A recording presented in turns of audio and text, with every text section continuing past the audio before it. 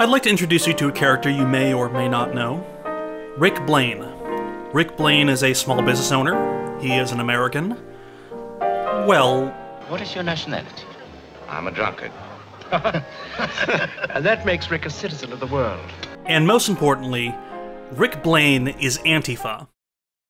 Insomuch as anyone can be Antifa. It's not like they have membership cards or anything. But he's still anti-fascist, right? He's surrounded by people from many different backgrounds, all of whom are victims of far-right violence, victims of fascism. Unless, of course, they're the ones doing the fascism. Like this. This is doing a fascism. No, not the shooting. The arrest. Yes, Ugarte likely killed those 2 German couriers, but the real crime, the one that sets the plot in motion, is that he intended to sell letters of transit to refugees. You object to the kind of business I do, huh? But think of all those poor refugees who must rot in this place if I didn't help them. Preventing someone from safely migrating from one country to another is a form of fascism, no? Strong enforcement of borders? So we're all clear on what fascism looks like in action. So Rick sees this, and he lets it happen. When they come to get me, Rick, I hope you'll be more of a help. I'd stick my neck out for nobody. Because for him, it's better to stay neutral than to pick a side. But he's already picked a side, right? He ran guns to Ethiopia when they were invaded by fascists, and he fought for the Loyalists in the Spanish Civil War. And got well paid for it on both occasions. The winning side would have paid you much better. Rick Blaine has a record for helping victims of fascism. A record he keeps up with the Bulgarian couple, whom he helps win a rigged game of roulette. Cash it in and don't come back. And those he can't help, he employs. The leading banker in Amsterdam is now the pastry chef in our kitchen. We have something to look forward to. And his father is the bellboy. He stands up to fascists, even private ones. Your cash is good at the bar. What? Do you know who I am? I do. You're lucky the bar's open to you. This is outrageous. I shall report it to the Angriff. You know, Rick, watching you just now with the Deutsche Bank, one would think you've been doing this all your life. Now, what makes you think I haven't? Oh, nothing? And, of course, he falls for a woman who hates fascism. So much that she married a man who's super Antifa. I just sometimes wonder if it's worth all this. I mean, what you're fighting for. We might as well question why we breathe. If we stop breathing, we'll die. If we stop fighting our enemies, the world will die. Really Antifa. Look at him, interrupting people's dinners. Play La Marseillaise. Play it. This is anti-fascism.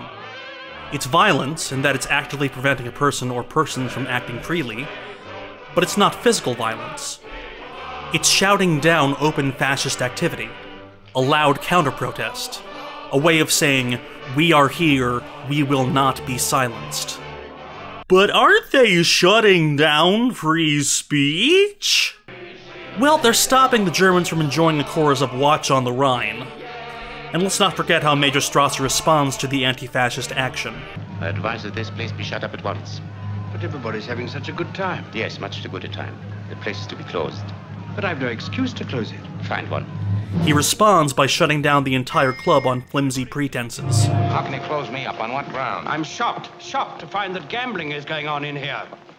You're winning, sir. Oh, thank you very much. Shutting down the right to all forms of speech, using the pretext of shutting down some forms. That's doing fascism. See, it's often more useful to look at actions rather than people. People may or may not be fascist. Easier to pinpoint when they are doing fascism. Same for when people end up doing anti-fascism. Rather than being a consistent ideology with tenets and goals beyond resistance, anti-fascism is a politics of autonomous community self-defense. And even though Rix keeps professing neutrality, his actions always lie on the side of self-defense. Defense of his diverse little community of international outcasts. He is, after all, a citizen of the world. If we stop fighting our enemies, the world will die. What of it? It'll be out of its misery. You know how you sound, Monsieur Blaine? Like Like a man who's trying to convince himself of something he doesn't believe in his heart. Rick helps people escape fascism, escape from far-right violence. Worth noting that he does so by resorting to physical violence. Major Strasser was consistently doing fascism. All Strasser had to do to live was stop doing fascism, as Captain Renault does. Major Strasser has been shot.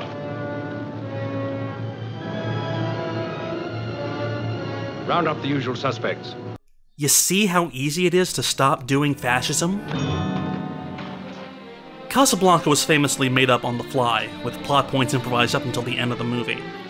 It wasn't until shooting finished that Ilsa and Rick's ultimate fates were decided. So they, like us, were left wondering whose side Rick would choose up until he chooses himself.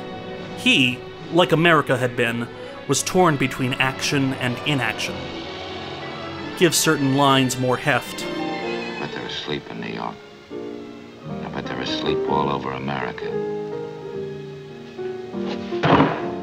So when he does do the right thing, the anti-fascist thing, it's a relief. And it's framed as the most logical thing to do.